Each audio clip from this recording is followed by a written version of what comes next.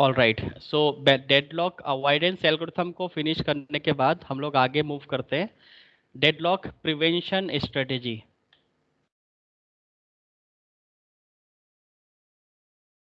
Design system in such a way that the possibility of deadlock is excluded. हमें system को इस तरह से डिज़ाइन करना चाहिए कि जो भी डेडलॉक आने की पॉसिबिलिटी है वो ना हो, उसे इंक्लूड नहीं होना चाहिए, एक्सक्लूड होनी चाहिए।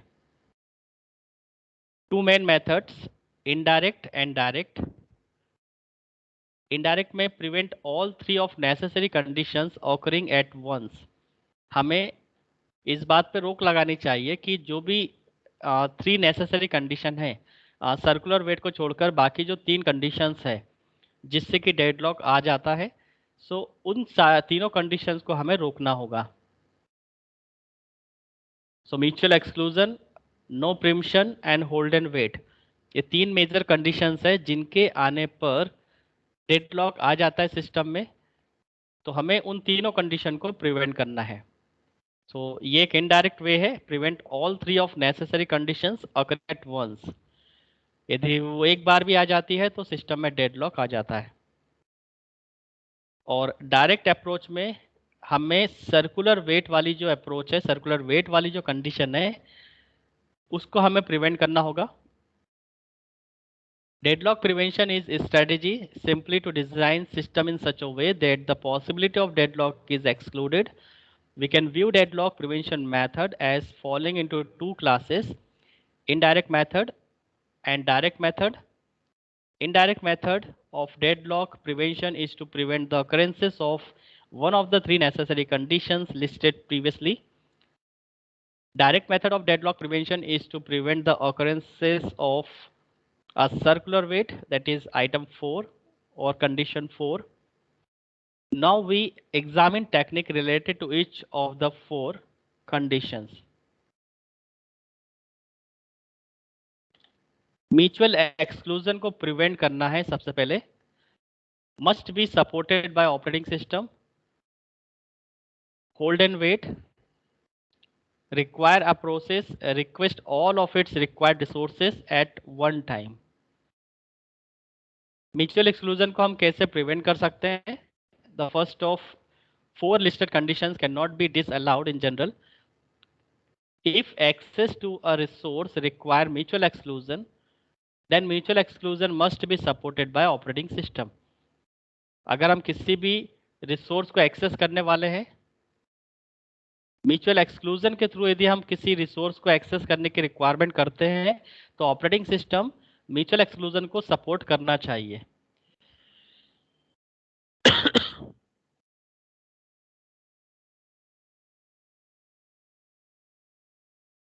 Some resources such as files may allow multiple access for reads but only exclusive access for writes. Mutual exclusion को हमें किस तरह से हम रोक सकते हैं? तो सपोज कोई एक शेयर डेटा स्ट्रक्चर है, लेट सपोज वो फाइल है, तो फाइल के केस में हम उसको मल्टीपल रीडिंग के लिए अलाउ कर दे, बट राइटिंग के पर्पज से मल्टीपल राइटर्स को अलाउ नहीं करना चाहिए। तो यदि हम ऐसा करते हैं तो म्यूचुअल एक्सक्लूजन को हम प्रिवेंट कर सकते हैं। और ये ध्यान रखना है कि म्यूचुअल एक्सक्लूजन अगर अलाउ होगा तो डेडलॉक आने के चांसेस होते हैं। अगर म्यूचुअल एक्सक्लूजन को आप प्रिवेंट कर दोगे तो डेडलॉक नहीं आएगा। आप दोनों प्रोसेस को कभी अलाउ ना करो कि वो आपस में एग्रीमेंट करे और आपस में फाइनलाइज करे कि कौन पहले शेयर डेटा स्ट्रक्चर को एक्सेस करेगा। आप एक एक प्रोसेस को ही एंटर होने दो। म्यूचुअली एक्सक्लूसिव प्रोसेस हमेशा डेडलॉक बढ़ा सकती है, डेडलॉक सिस्टम में जनरेट कर सकती है, अकर कर सकती है। इसलिए म्यूचुअल एक्सक्लूजन को हमें प्रिवेंट करना है। तो अगर इस तरह का कोई भी डेटा स्ट्रक्चर है, फाइल्स है, कोई डायरेक्टरीज है, या प्राइमरी मेमोरी की कोई शेयर्ड लोकेशन है, या कोई शेयर्ड हार्डवेयर रिसोर्सेस है, उन सभी को आप म्यूचुअली एक्सक्लूसिव मत बनाओ। तो some resources such as files may allow multiple access for read. आप अलाउ कर सकते हैं कि उस पर्टिकुलर फाइल को कई सारे यूज़र एक साथ रीड कर पाए, बट एक्सेस राइटिंग करने के लिए आप मल्टीपल एक्सेस मत दो। एक्सक्लूसिव एक्सेस ही देना चाहिए, मतलब one by one he writing के लिए आप अलाउ करो। ऐसा करते हैं तो हम म्यूचुअल एक्सक्लूजन को प्रिवेंट कर सकते हैं। Even in this case, the deadlock can occur if more than one process require write permission. अगर एक से ज़्यादा यूज़र को या एक से ज़्यादा प्रोसेस को राइट परमिशन मिल जाती है तो डेडलॉक आने के चांसेस बढ़ जाते हैं।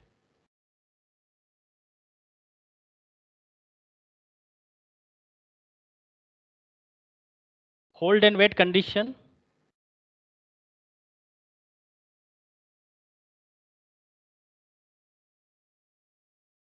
can be prevented by requiring that a process request all of its required resource at one time and blocking the process until all requests can be granted simultaneously. So hold and wait को हम किस तरह से prevent कर सकते हैं, इसके बारे में ये कंटेंट है। Hold and wait can be prevented by requiring that process request all of its required resources at one time. जैसे कि होल्ड एंड वेट कंडीशन है कि कोई प्रोसेस एक रिसोर्स को होल्ड करके रखती है और दूसरे रिसोर्स के लिए वेट करती रहती है। तो यदि इसका मतलब इसका सोल्यूशन क्या है कि हम किसी भी प्रोसेस को रिसोर्स एलोकेट करने से पहले उसको हम टाइम क्वांटम में डिसाइड कर दें कि प्रोसेस को जो भी हम रिसोर्स अवेलेबल कराने वाले हैं एक फिक्स पर्टिकुलर टाइम के लिए हम उसको अवेलेबल कराएं। और प्रोसेस को भी नॉन प्रोसेस को प्रिमिटिव नेचर का होना जरूरी है। तो अगर प्रोसेस ऑलरेडी प्रिमिटिव नेचर में है तो वो लॉन्ग टाइम तक किसी भी रिसोर्स को होल्ड करके नहीं रखेगी। प्रोसेस को शिफ्ट होना ही होता है प्राइमरी मेमोरी की किसी दूसरी लोकेशन पे, या उसके पास अगर कोई रिसोर्स है तो उसे एक पर्टिकुलर टाइम के बाद उसको रिलीज करना ही होता है। तो एक फिक्स टाइम के लिए हम रिसोर्स को एलोकेट करें और प्रोसेस का नेचर हमेशा प्रिमिटिव रखें।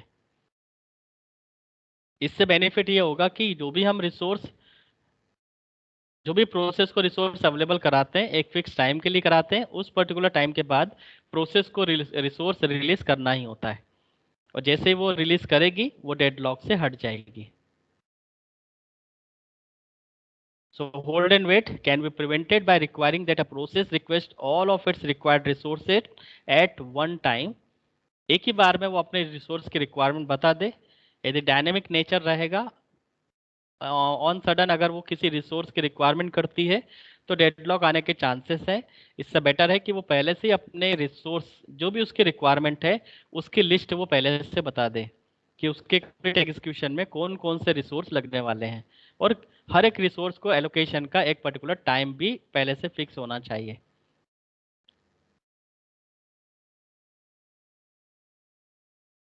This approach is inefficient in two ways. A process may be held up for a long time waiting for all of its resource requests to be filled when in fact it could have proceeded with only some of the resources. क्या मतलब हो इस बात का? A process may be held up for a long time waiting for all of its resource requests to be filled. जिस resource के लिए वो रिक्वेस्ट कर रही थी हो सकता वो रिसोर्स किसी दूसरे प्रोसेस के पास लॉन्ग टाइम तक है और वो प्रोसेस होल्ड करके रखी हुई है उस पर्टिकुलर रिसोर्सेस को, when in fact it could have proceeded with only some of the resources, but ऐसा कुछ ही रिसोर्स के लिए हो सकता है। तो अगर रिसोर्स का एलोकेशन वाइजली हो, प्रॉपर सिस्टमेटिक हो और प्रोसेस भी अपना पहले से प्री डिफाइन कर दे कि उसे कौन कौन से रिसोर्सेज की रिक्वायरमेंट है कितने टाइम के लिए, तो इससे भी हम डेडलॉक्स को प्रिवेंट कर सकते हैं होल्ड एंड वेट कंडीशन से। So resources allocated to a process may remain unused for considerable period, during which time they are denied to other process। जो भी रिसोर्सेस हम प्रोसेस को एलोकेट करने वाले हैं अगर ऑलरेडी वो रिसोर्स प्रोसेस के थ्रू अनयूज्ड है तो उसको रिलीज करना चाहिए, और अगर वो उस रिसोर्स को यूज कर रही है तो उस समय दूसरी प्रोसेस को डिनाई करना होगा।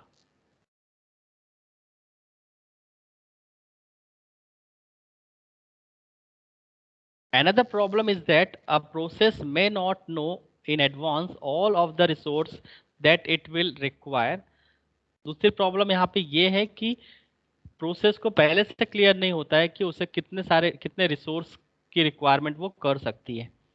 There is also the practical problem created by use of modular programming or multi-threaded structure for an application। और ये भी एक प्रैक्टिकल प्रॉब्लम है कि आजकल की जो भी फोर्थ जनरेशन की लैंग्वेज है जो मल्टी थ्रेडिंग और मल्टी प्रोग्रामिंग और मॉड्यूलर प्रोग्रामिंग सपोर्ट करती है, वो रन टाइम पर किसी भी रिसोर्स की रिक्वायरमेंट कर देती है। An application would need to be aware of all resources that will be requested at all level or in all modules to make the simultaneous request। तो ये एप्लीकेशंस की रिक्वायरमेंट भी है कि उनको एटलीस्ट सारे रिसोर्सेज के बारे में अवेलेबिलिटी और अवेयरनेस हो कि वो कौन कौन से रिक्वेस्ट कर सकते हैं।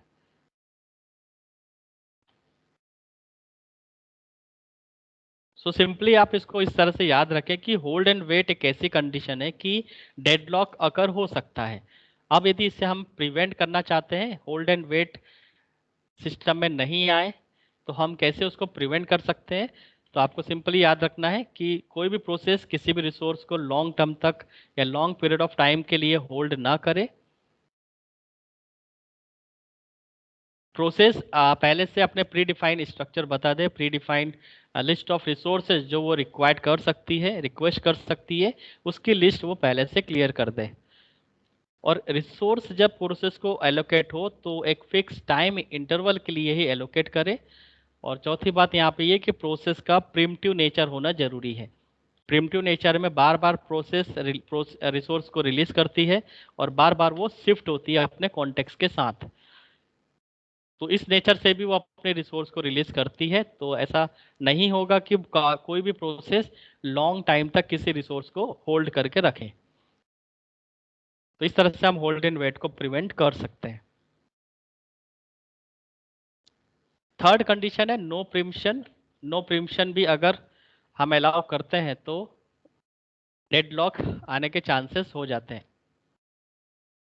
नो प्रिम्पशन का मतलब है कि कोई भी प्रोसेस कभी भी पिंग नहीं करेगी, कभी भी इंटीमेट नहीं करेगी कि उसका एग्जीक्यूशन फिनिश हो चुका है और वो प्रोसेस रिसोर्स को रिलीज करना चाहती है। क्योंकि जब एक बार रिसोर्स अवेलेबल हो जाता है प्रोसेस को, तो वो अपने कंप्लीट एग्जीक्यूशन तक उस रिसोर्स को ऑक्युपाइड करके रखती है। और अगर उसका एग्जीक्यूशन टाइम काफ़ी बड़ा है तो उस पूरे टाइम के लिए रिसोर्स उस पर्टिकुलर प्रोसेस के पास ही रहता है। जैसे यहाँ पे आप सीपीयू को अगर एक रिसोर्स माने और अगर कोई प्रोसेस एग्जीक्यूशन के लिए सीपीयू की रिक्वायरमेंट करती है, सीपीयू अगर उसे एलोकेट हो जाता है और प्रोसेस का एग्जीक्यूशन टाइम काफ़ी लॉन्ग है, काफ़ी बड़ा है, तो उस पूरे टाइम ड्यूरेशन के लिए सीपीयू उस प्रोसेस के साथ ही रहेगा, उसके कॉन्टेक्स्ट को ही एग्जीक्यूट करता रहेगा। उस बीच में कई सारी प्रोसेस आएगी जो वेटिंग में रहेगी सीपीयू के, बट सीपीयू रिलीज नहीं होगा। इसलिए प्रोसेस का नो प्रीम्पशन नेचर होना डेडलॉक को बढ़ावा देता है, डेडलॉक बढ़ने के चांसेस को बढ़ावा देता है। बट अगर हम नो प्रीम्पशन सॉरी प्रीम्पशन रहेगा तो डेडलॉक नहीं आएगा, और नो प्रीम्पशन होगा तो डेडलॉक आने के चांसेस हो जाते हैं। So process must release resource and request again. इस केस में ये होना चाहिए कि प्रोसेस रिसोर्स को रिलीज करे और दोबारा यदि उसे रिक्वायरमेंट है या उसका कोई रिमेनिंग एग्जीक्यूशन है तो वो वापस से उस रिसोर्स के लिए रिक्वेस्ट करे। ऑपरेटिंग सिस्टम में preempt a process to require it releases it resources.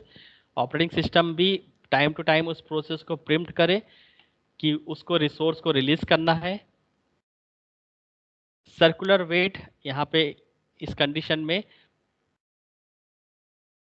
And define a linear ordering of resource type. यहाँ पे हम रिसोर्स का एक लीनियर ऑर्डर भी दे सकते हैं, जैसे होल्ड एंड वेट कंडीशन में था, प्रोसेस को कौन कौन से रिसोर्स की रिक्वायरमेंट है उसका एक लीनियर ऑर्डर तैयार कर दें।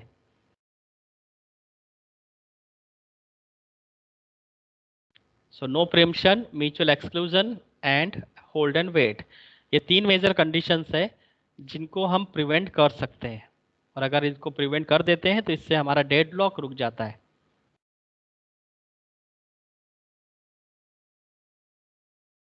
उसके बाद ऑलरेडी डेडलॉक अवॉइडेंस हम लोग देख चुके हैं, बैंकर्स एल्गोरिथम। पहले से ही एक ऐसा सिस्टम होता है जिसको यदि हम अप्लाई कर देते हैं तो कभी भी सिस्टम में डेडलॉक नहीं आएगा। रिसोर्स और प्रोसेस के बीच में इस तरह का एलोकेशन एंड डी एलोकेशन होता है कंडीशन बेस, कि सिस्टम में कभी भी डेडलॉक नहीं आता। तो वो हमने एक न्यूमेरिकल के थ्रू समझा कि किस तरह से वो परफॉर्म किया जाता है।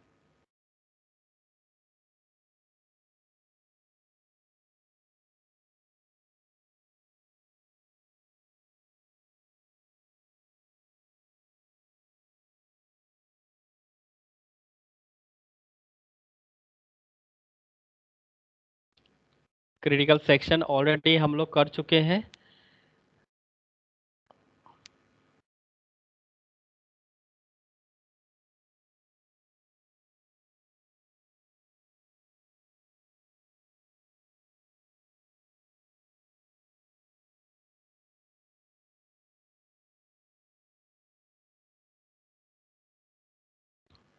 टाइप्स ऑफ सीमाफोर में काउंटिंग सीमाफोर, बाइनरी सीमाफोर, ये भी हम देख चुके हैं। सीमाफोर को कैसे इम्प्लीमेंट करना है, सीमाफोर पे कौन कौन से प्रोसीजर्स यूज होते हैं, वो भी हम लोगों ने एक प्रोग्राम के थ्रू देखा हुआ है।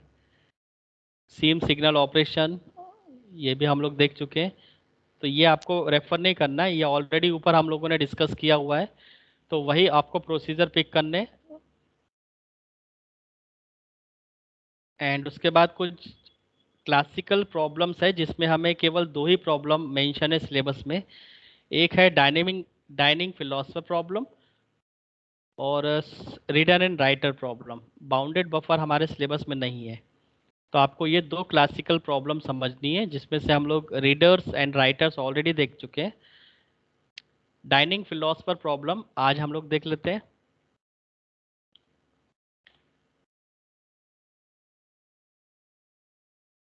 एक क्लासिकल प्रॉब्लम है, एक सिंक्रोनाइजेशन प्रॉब्लम है। इसको ऑपरेटिंग सिस्टम में इसलिए रखा गया है, इससे आपको ये पता चलेगा कि जब प्रोसेस ज़्यादा हो, रिसोर्स कम हो, तो कैसे आप मैनेज कर सकते हैं। जबकि सारी प्रोसेस को एग्जीक्यूट होना जरूरी है उतने ही लिमिटेड रिसोर्सेज के अंदर। तो आप किस तरह से उसको सिंक्रोनाइज करोगे, इस पर बेस्ड एक प्रैक्टिकल प्रॉब्लम है। इसको हम क्लासिकल प्रॉब्लम बोलते हैं, dining philosopher problem. Let's understand the statement of dining philosopher problem. In computer science, the dining philosopher problem is an example problem often used in concurrent algorithm designed to illustrate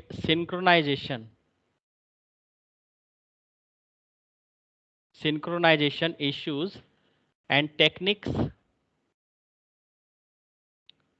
for resolving them. So आपको दो बातें ध्यान ध्यान रखनी है। Dining philosopher problem कहाँ use होती है, it is used in concurrent algorithm design, और क्या बताती है, क्या इलस्ट्रेट करती है, तो ये कुछ सिंक्रोनाइजेशन इश्यूज को एक्सप्लेन करती है कि रिसोर्स और प्रोसेस के बीच में आप सिंक्रोनाइजेशन कैसे करोगे, उसको अरेंज कैसे करोगे, रिसोर्स को वाइजली कैसे एलोकेट करोगे।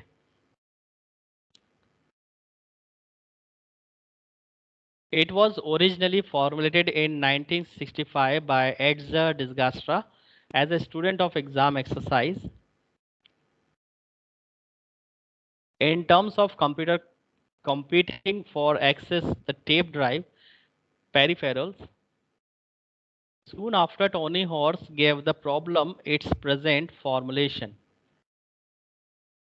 So ये तो स्टेटमेंट उतना खास नहीं है, बट कब कब डेवलप हुआ था, इसका फॉर्मुलेट कब किया था, ये आपको याद रखना, 1965 में एडजर डिस्गास्ट्रा, जो कि एक स्टूडेंट थे, एग्जाम के एक्सरसाइज के समय उनको ये प्रॉब्लम फेस हुई थी।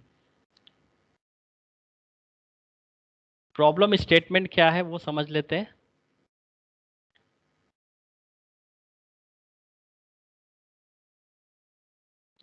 Five silent philosophers sit at a table around a bowl of spaghetti. यहाँ पे 5 फिलोसफर है, as you can see in the diagram. सारे फिलोसफर साइलेंट रहेंगे, कोई भी कुछ बोलेगा नहीं। इनके बीच में एक डाइनिंग टेबल है। डाइनिंग टेबल में कुछ डिश यहाँ पे रखी हुई है, और डिश के अंदर बाउल ऑफ स्पागेटी, कुछ ऐसा फूड आइटम है जो कि बाउल में रखा हुआ है। आप कुछ भी उसको समझ सकते हैं, सपोज राइस। सो एक बाउल के अंदर राइस रखा हुआ है, एक फूड आइटम रखा हुआ है, और सारे फिलोसफर इस तरह से डाइनिंग टेबल पे, जो कि सर्कुलर मैनर है, वहाँ पे इस तरह से सिटिंग है, बैठे हुए हैं। A fork is placed between each pair of adjacent philosopher.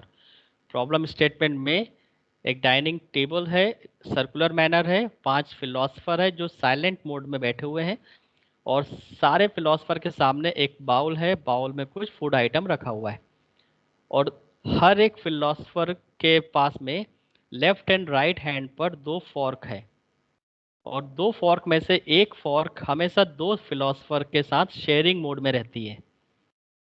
यदि आप किसी भी फिलोसफर को देखें तो उसके लेफ्ट एंड राइट में 2 फॉर्क मिलेगी। बट इसका मतलब ये नहीं है कि 5 फिलोसफर है तो टोटल 10 फॉर्क अवेलेबल है। आप फॉर्क का अरेंजमेंट देख सकते हैं डाइनिंग टेबल पे, फॉर्क किस तरह से अरेंज्ड है। तो हर एक फॉर्क किसी भी 2 फिलोसफर के बीच में शेयरिंग में रहती है।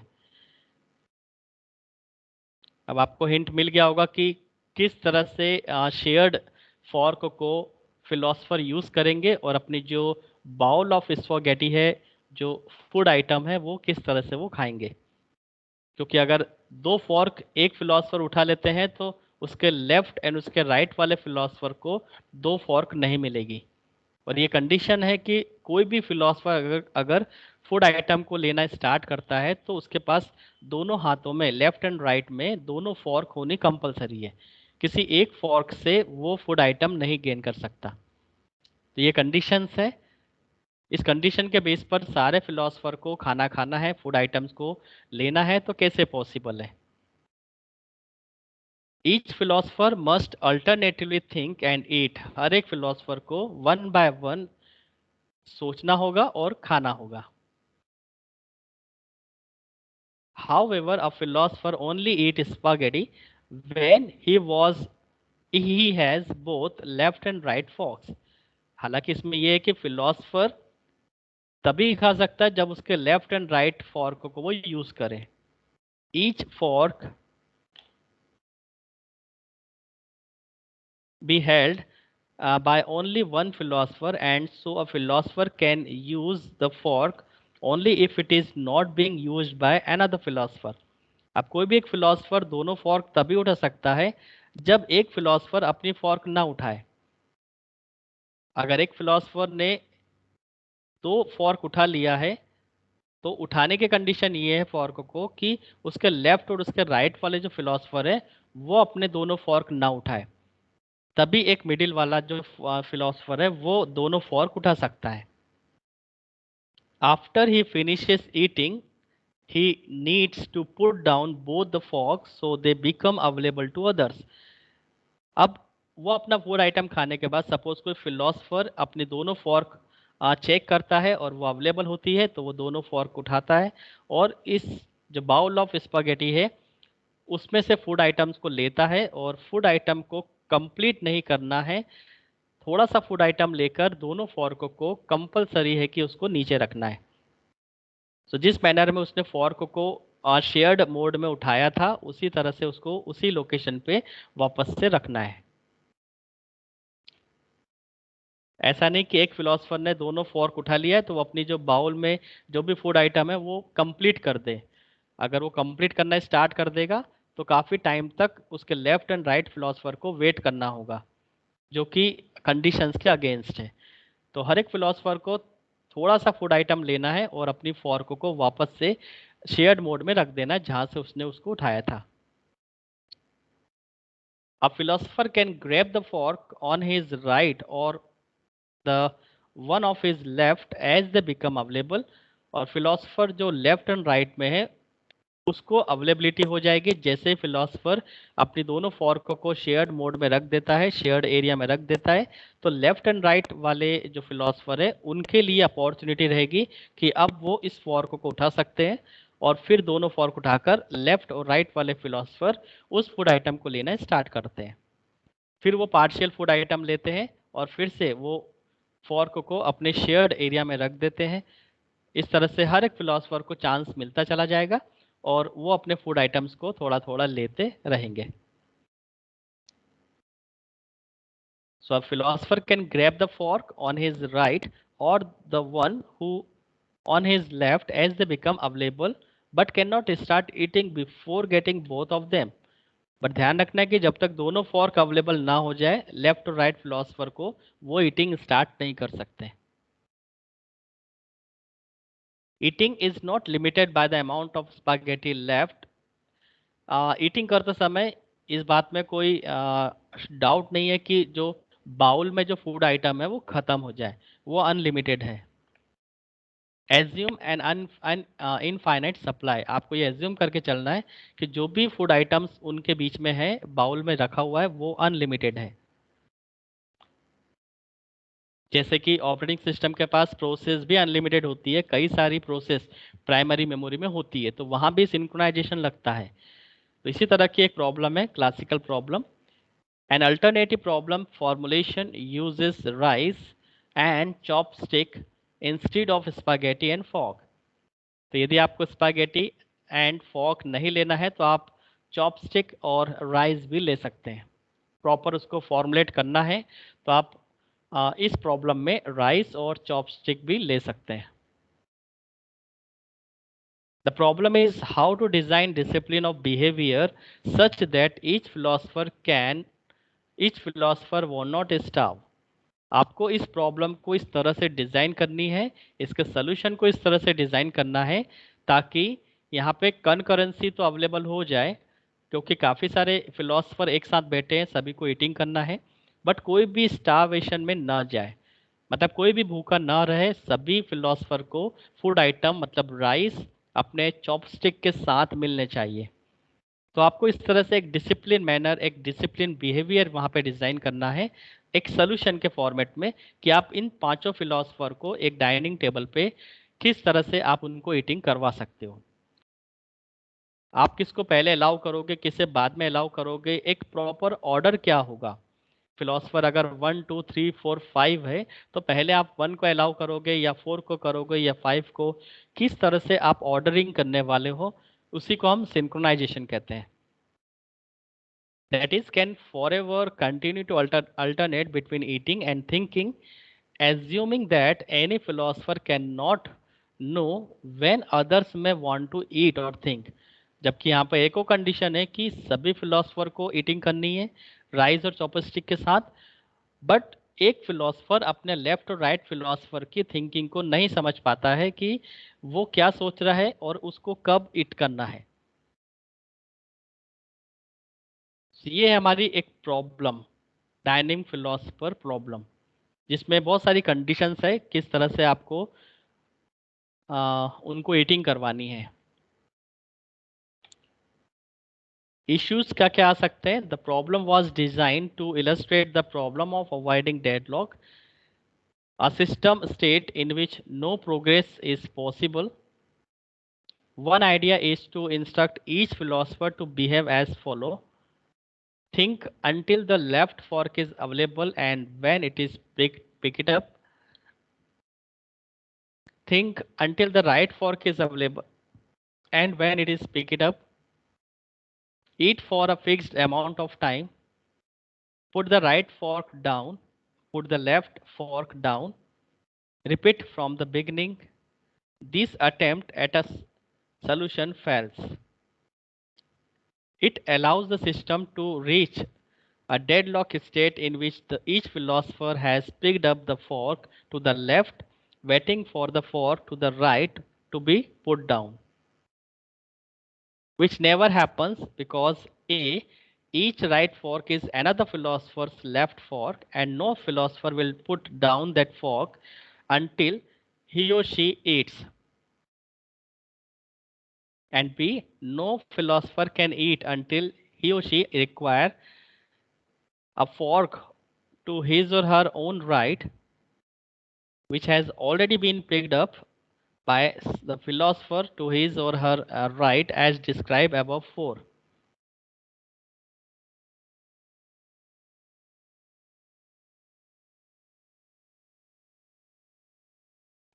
So let's omit the theory section. You understand the problem statement first of all, then we will talk on the solution. तो प्रॉब्लम स्टेटमेंट आपको पहले अच्छे से क्लियर होना चाहिए, क्योंकि एग्जाम में आपको डायनेमिक फिलोसोफर का प्रॉब्लम स्टेटमेंट लिखने के लिए आता है। तो प्रॉब्लम स्टेटमेंट में आपको डायग्राम भी बनाना है और इसकी प्रॉब्लम स्टेटमेंट आपको प्रॉपर तरीके से बतानी है। और फिर आता है कि इसका सलूशन कैसे होगा। जो हम एक डिसिप्लिन बिहेवियर बनाना चाहते हैं इस तरह से, तो वो डिसिप्लिन बिहेवियर के लिए हमें क्या फॉलो करना होगा। तो इसका जो सलूशन है वो हम नेक्स्ट लेक्चर में डिस्कस करेंगे। कंडक्टर सॉल्यूशन, मॉनिटर सॉल्यूशन,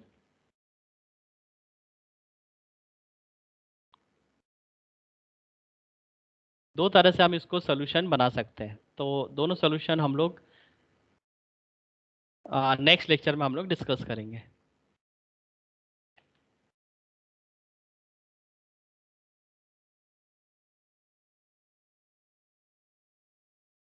उसके बाद हमारा एक मेन टॉपिक रहेगा मैसेज पासिंग।